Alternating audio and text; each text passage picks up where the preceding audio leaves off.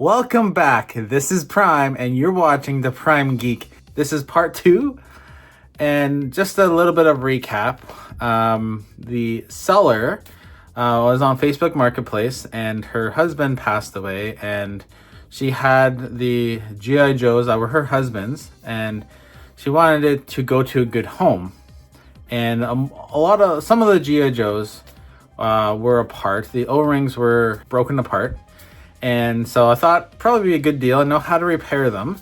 And if you haven't seen it yet, you should check out the repair video that I created about 2 different GI Joes. One of them was in the previous video, part 1, and one of them is in this video, part 2. But if you want to see the repair, check out that video. Let's do this. So the first GI Joe in this video, he is from the year 1985, or series 4, Dusty. Now, Dusty, he was actually from Las Vegas, but he grew up mainly more in the desert than in the city. So he got used to living in desert climates, and he is known to be a tracker. He can track things like you can't even comprehend. He's also known for his leadership skills, especially in the desert. He can sneak up on you and you don't even know he's around. He's that good. I mean, seriously, he's that good. Fun fact, he is fluent in Arabic and in Hebrew languages. So that even makes him a better asset if they have to go to the Middle East to fight Cobra or, enemies of the army. 1 clip left. Better make it count.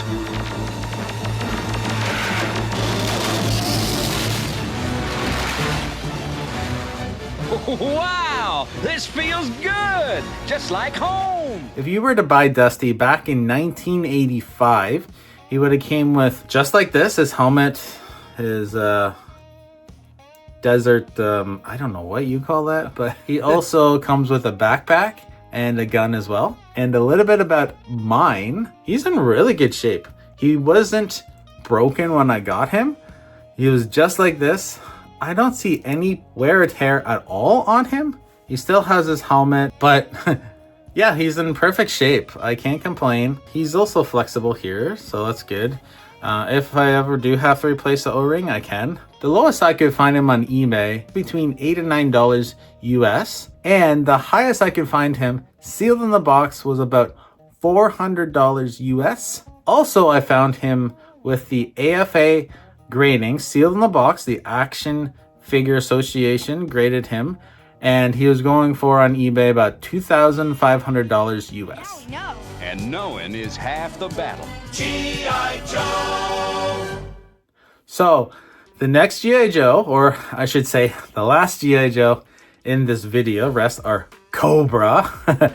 He's coming from the year 1985, series 4, Footloose. So, a little bit about Footloose. Footloose was the top of his class in high school. He was the valedictorian, but then he kind of got into a funk, you could say, and he actually dropped out of school, and he didn't know what to do with his life. He traveled the world. He was just in a really weird spot until he got to the point of his life where he's like, you know what, I'm going to try the army and see what purpose he could get from that. And he joined the Joes as one of the frontline guys, but when he's not fighting Cobra, he's doing a lot of social activities with the other Joes and people from the community. He was actually known as a basketball coach. So that's pretty cool, basketball. Buddies, I'm seeing something cosmic here. See, everything is everything. To a landmine, you're like just something heavy, same as this. So like, lift your foot. Gently, man. Great. So if you were to buy Footloose back in 1985, he would have came with a helmet, a backpack, and a gun and a bazooka. A little bit about this toy. I actually did repair him, replacing the O-ring, right? But besides that, he's in pretty good shape, I gotta say. I do notice on the back, I'm not sure you can see it, there's a couple little spots of a little red on the back and the arms. There's a tad little bit. So I'm not sure what that is from, but besides that, he's in pretty good shape. I can't really complain. I don't see any color fading on here. I'm happy with him. He'll look good on the shelf. The cheapest I could find him without no accessories was $6.05. Sorry, $6.50 US. The highest I could find him sealed in the box without the AFA approval was about $7.50 on eBay. And if you wanted to get him with the AFA sealed of approval, you could buy him on eBay for about $12.50 or $1,250 US. Introducing Footloose, Flint, and Bazooka. Get aboard, Bazooka! G.I. Joe, Yo, Joe! GI Joe Mirage, Cobra Flightbot, and Joe and Cobra figures sold separately from Hasbro. The next Cobra, he is known as the Cobra Emperor, and he took over the reins from Cobra Commander for a bit. And he was released in 1986, or Series 5 of the GI Joes, Serpentor. And yes, he looks goofy. Just because he's missing his face mask. When he was designed with the face mask. So without it, he just looks goofy. Like, look at his face. Look at his face. So goofy. A little bit about Serpentor. In Season 2 of Series 1 of the original G.I. Joe cartoon, Dr. Mindbender, the mad scientist of Cobra, one night he had a vision, or he was sleeping and he had a dream / vision of how he needs to make a new Cobra leader, as he was so disappointed in all the failures of Cobra Commander from Season 1. And so, with being a mad scientist, he actually got approval from some of the higher-ups in Cobra, not Cobra Commander, and initially not Scrap Iron. Later, Scrap Iron joined, but they wanted a leader that was known, had the ability to conquer G.I. Joe, conquer the world, and enslave the human race and make Cobra the superpower that they've always wanted to be. So basically, what he got from the dream is to create the ultimate Cobra Emperor, Cobra leader. And so basically in the show / comics, he has Cobra go through the world and to different tombs of fallen conquerors in the past, including Julius Caesar, Napoleon, Attila the Hunt, Philip II of Macedon, his son Alexander the Great, Ivan the Terrible, Vlad the Impaler, Hannibal, Genghis Khan, Grigory Rasputin, Montezuma, I'm not pronouncing this right, but Geronima, I've never heard of him, but Eric the Red, and fictional Egyptian general, not sure if I'm pronouncing this right, Exanuth Amontoth, and Sun Tzu. Now, in the show, Cobra scanned the world, went to the different tombs, and they got the different DNA from the different characters. And when they're about to get Sun Tzu, the G.I. Joes interfered.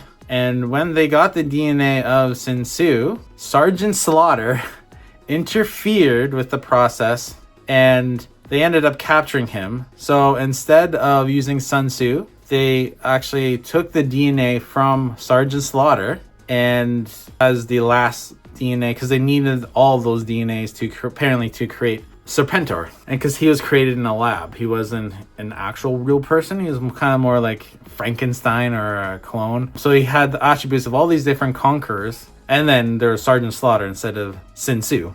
And so after that happened, Sergeant Slaughter became one of the arch nemesis of Serpentor. And later on the show, after Season 2, we come across G.I. Joe, the movie, the animated movie. And it basically starts out more about how Serpentor is telling Cobra Commander that he's an idiot. And Cobra Commander's like, this is ridiculous. And they find out about this secret lair called Cobra La, which I believe was from another alien world, and they're all reptiles and snake creatures. And basically, in the movie, Cobra Commander is rejected, and Cobra Commander was originally one of the original people that worked with Cobra Law way back in time. But anyway, so in the movie, they actually do an experiment with Cobra Commander forcibly. Cobra Commander did not want to take part of it and became a living snake. And then he becomes the full-on leader, not just, between him and Cobra Commander, depending on the episode. So then in series 2, the pilot couple of episodes, the reverse happened. And some of the Cobras that regretted doing what they did to Cobra Commander were able to restore him back to his humanoid self. And then they did the same procedure on Serpentor, and he became a snake. So what goes around comes around, I guess, right? Serpentor's also known to having annoying sayings. Yeah, you just have to watch it. Actually, here's a clip. I command! This I command! This I command! This I command! Well, you have no choice but to do as you command. So Serpentor, if you would have bought him back in 1985, he would have came with his Emperor Air Chariot. He's missing his Cobra face symbol right here. I think he had a cape, but his Emperor outfit, and he had his mask so his face doesn't look super weird. A little bit about mine. I'm missing the Cobra head and his mask and cape and outfit. I have to clean up a bit. There's a little dirt on it, dust on it. But I was happy to get the Chariot because, it always look better with his actual vehicles, right? The cheapest I could find him, just to figure himself with no O-ring, was about $5 US. And the most expensive I could find was about $2,000, sealed in the box with the accessories, the Chariot, and the figure for $2,000 US. Bearing Cobra Commander no longer has the ability to leave, Destro and Dr. Mindbender comb the tombs of the most evil leaders in history, and from their genetic tissues produce a composite clone, the ultimate Cobra Emperor, Serpentor. Introducing Serpentor, the ultimate Cobra Emperor. Serpentor, the most evil foe of G.I. Joe! G.I. Joe! Cobra! Cobra Emperor comes with Air Chariot. Joe! The next Cobra coming from the year 1987 or Series 6, Raptor. So a little bit about this strange figure named the Raptor. No, it has nothing to do with dinosaurs at all. So I'm not sure why he was called a Raptor. But, I guess because the Raptor's in the ceilings, right? So anyway, so he originally was a tax collector who later joined Cobra, but he had a side interest in falconry and training falcons, and then over time he went with bigger birds and bigger birds, and so he joined Cobra, and he basically became obsessed with birds and obsessed with falcons, and basically he created his own falcon headgear and wings. So I believe in the comics he could fly, because if he didn't fly with this, then why would he make this, right? And so he joined Cobra, and he could actually call on a lot of birds, and not just falcons, but bigger birds, and attack his enemies that way. A little bit about this toy. He would have came just like this, and with a falcon, another brown bird. I had to repair him. I had to replace the O-ring, and I tried to flatten out. I didn't actually iron, but I tried to flatten out the wings, but it's still kind of curvy. It was worse than before. His belt has like a bird is his belt buckle. But besides that, there's no paint rub. He's in good shape. I just had to replace the O-ring. I mean, I should probably iron this out a bit more. While looking on eBay, I did find him. The lowest price is about $4 US. No accessories, no wingspan backpack. And the most expensive I could find was about $350 US, sealed in the box. The Joes, where's the new Cobra Commander? Here, with the new Cobra Pogo. Now it's in front of you, now it's behind. Raptor, let's take off and attack. Cobra! Joe's got trouble. He's got it bad. Cause Cobra's got a pogo. And G.I. Joe, American hero. What will happen? Find out in Marvel Comics. So the last Cobra that I want to talk about is from the year 1986 from Series 5, B.A.T.S. He's a robot soldier that was created by Dr. Mindbender and Scrap Iron in the animated series. And I actually have two of them. Two. I've had this guy a bit longer than this one. And in my previous, the repair video I made, he was actually one of the characters I repaired, him and Scrap Iron. And he didn't have his chest on there at the time. I glued it on off screen. What are those things? They look like robots. Battle android troopers! Forward and destroy! We keep blasting, but they don't drop. If you would have bought him back in the 80s, he would have came with a backpack and 3 different attachments to his arm. One was a hand, one was a claw, and then I believe it was another gun. There might have been 2 different guns, but you could put it on his arm and he could, do whatever. The robot soldier. So a little bit about this one that I have. Like I said, I had to replace the O-ring and I had to glue on the chest piece because it was off. And yeah, it looks pretty good, I'd say. There's a couple dots on the helmet. I'm not sure you can see it, of black where the silver is. But besides that, he's in pretty good shape. Little paint rub on where the gun is on his leg. But besides that, minus his accessories, he's in not bad shape. I'll compare it to the one I had previously before I bought these Joes. He's in worse shape because he has more paint rub on his helmet. He doesn't have his chest piece.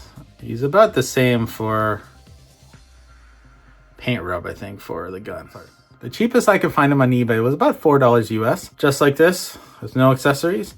And sealed in the package, brand new, with the AFA approval, going for about $1,350 or $1,400 US. It's the Cobra surveillance port, and that's an android trooper. And those are Cobra Vipers, plus Raymond Jones. And that's the law, G.I. Joe's high-tech defense post. That's Dial Tone. And at the outpost defender, that's Leatherneck. Live the adventure of G.I. Joe. G.I. Joe, Outpost Defender, the Law, and Cobra Surveillance Port. G.I. Joe and Cobra figures each sold separately. Joe! Well, that's a wrap, guys. Thanks for joining me and learning about this toy haul from this video and the previous video. And also, if you missed it, check out the repair video on how I repaired the Joes that had broken O-rings. It was something that I wanted to do, something different. So I hope you enjoyed these last so many weeks on G.I. Joes, and I'll catch you in the next video. And that's just Prime.